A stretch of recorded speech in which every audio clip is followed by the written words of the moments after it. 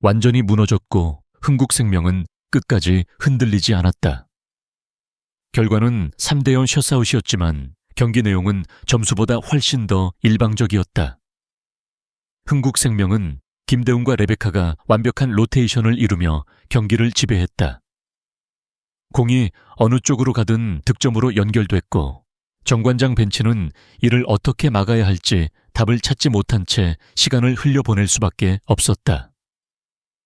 반면 정관장은 개인 득점은 만들어냈지만 거기까지였다. 외국인 선수 자네트는 경기 내내 존재감을 보여주지 못했고 중요한 순간마다 공격이 끊기며 흐름을 이어가지 못했다. 인쿠시는 분명 많은 득점을 올렸다. 그러나 배구는 개인 종목이 아니었고 용병 간의 대결은 이미 승부가 갈린 상태였다. 흥국생명의 완승 정관장의 완패였다. 이 경기는 투지의 차이가 아니라 전력의 차이를 그대로 드러낸 경기였다. 단 한 경기였지만 현재 두 팀의 위치를 분명하게 보여준 무대였다.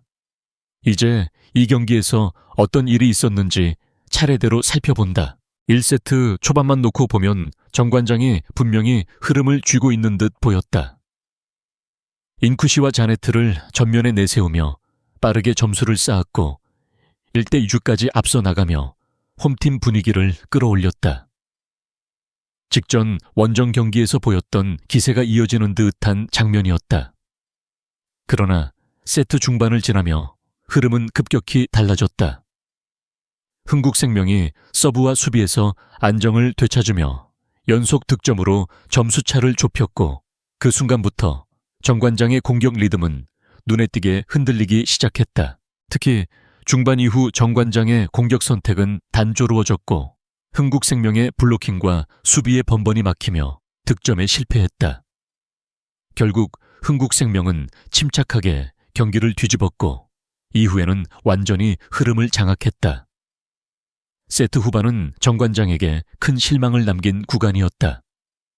추격이 필요한 상황에서 연속된 공격 범실로 스스로 흐름을 끊었고 흥국생명과의 공격 성공률 차이가 10% 이상 벌어지며 세트는 빠르게 기울었다. 결국 흥국생명이 25대19로 1세트를 가져갔다. 정관장의 1세트 공격 내용은 아쉬움이 컸다. 인쿠시와 자네트가 각각 5득점을 기록했지만 자네트의 공격 성공률은 눈에 띄게 낮았고 이선우는 1세트에서 단 한 점도 올리지 못했다. 직전 경기에서 가장 돋보였던 박혜민 역시 2득점에 그쳤고 공격 성공률은 16%에 불과했다. 전체적으로 공격 효율이 크게 떨어진 모습이었다.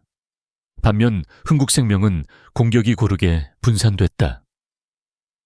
레베카가 5득점, 김대훈이 6득점을 올리며 양 날개를 확실히 책임졌고 이다현, 정윤주, 최은지 피치까지 고르게 득점에 가담하며 다양한 공격 루트를 활용했다. 공격 성공률에서 만들어진 차이는 그대로 점수차로 이어졌고 흥국생명은 비교적 수월하게 1세트를 마무리했다. 2세트는 사실상 완전한 붕괴에 가까웠다. 정관장은 시작부터 흐름을 전혀 잡지 못했고 점수차는 순식간에 벌어졌다. 리시브가 흔들리자 공격 전개는 급격히 단조로워졌고 연결 과정마다 불안한 장면이 반복됐다. 정관장은 끝까지 반전의 실마리를 찾지 못한 채 세트 내내 끌려다녔다. 수치가 이를 그대로 보여준다.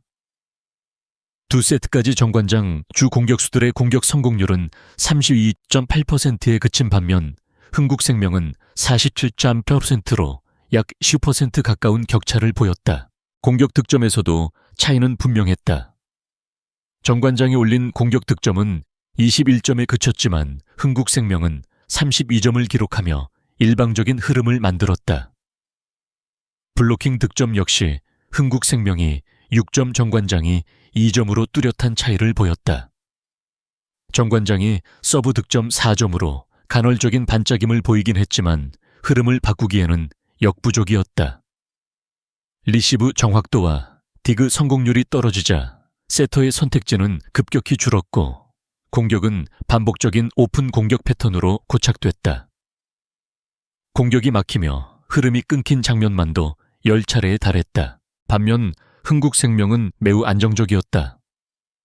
디그 성공 40회 유효 세트 28회를 기록하며 수비와 연결해서 확실한 우위를 점했고 공격 전개가 막히는 구간은 거의 보이지 않았다.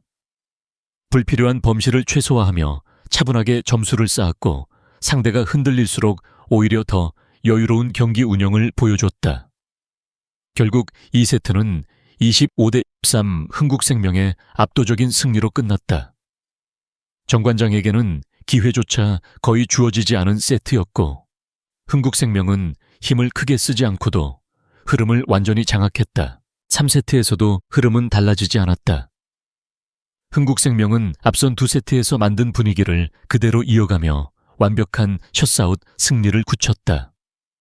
마지막 세트에서도 정관장은 반전의 희망을 찾지 못한 채 경기를 끌려다녔다. 2세트에서도 김대훈과 레베카의 조합은 완벽하게 작동했다. 김대훈은 빠른 공격 전개와 안정적인 마무리로 정관장의 블로킹을 흔들었고 레베카는 오픈 공격과 후위 공격에서 꾸준히 득점을 올리며 침착함을 유지했다. 두 선수의 득점 루트가 번갈아 이어지자 정관장은 수비 방향조차 제대로 잡지 못했다. 정관장에서 위안이 될 만한 요소는 인쿠시의 분전뿐이었다. 3세트에서도 인쿠시는 과감한 공격으로 팀 득점을 이끌었다. 그러나 문제는 그 다음이었다. 함께 부담을 나눠야 할 자네트가 끝내 힘을 보태지 못했고 공격에서 결정적인 역할을 전혀 수행하지 못했다. 특히 자네트의 부진은 치명적이었다. 공격 성공률과 존재감 모두에서 외국인 선수다운 모습을 보여주지 못했고 중요한 순간마다 흐름을 끊어내지 못했다. 세트가 진행될수록 공격은 인쿠시 개인 능력에 의존하는 형태로 굳어졌고 이는 곧 한계로 이어졌다. 흥국생명은 정관장의 이 약점을 놓치지 않았다. 수비 조직력을 끝까지 유지하며 불필요한 실수를 최소화했고 침착하게 점수를 관리하며 세트를 마무리했다. 결국 흥국생명은 3세트마저 가져가며 내용과 결과 모두에서 완벽한 3대0 승리를 완성했다.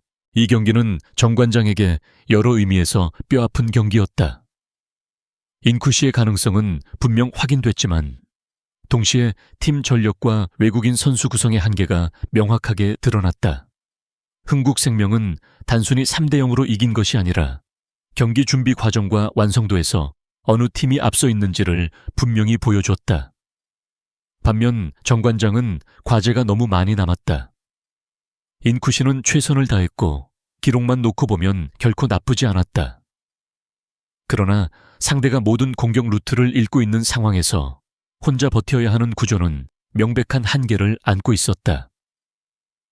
직전 경기에서 빛났던 국내 선수들 역시 이 흐름을 되돌리지 못했고 세트가 거듭될수록 공격 성공률은 떨어지고 자신감도 함께 내려갔다. 결국 정관장은 어떻게든 버텨보자는 단계에 이르기도 전에 무너졌다. 지금 정관장에게 필요한 것은 특정 선수 한두 명의 활약이 아니라 공격과 수비의 균형을 다시 맞출 수 있는 근본적인 해법이다. 그렇지 않다면 이런 패배는 언제든 반복될 수 있다. 반면 흥국생명은 이 승리를 통해 단순한 반등을 넘어설 수 있다는 자신감을 얻었다. 우리는 다시 올라갈 수 있다는 메시지를 말이 아니라 경기력으로 증명한 한 판이었다.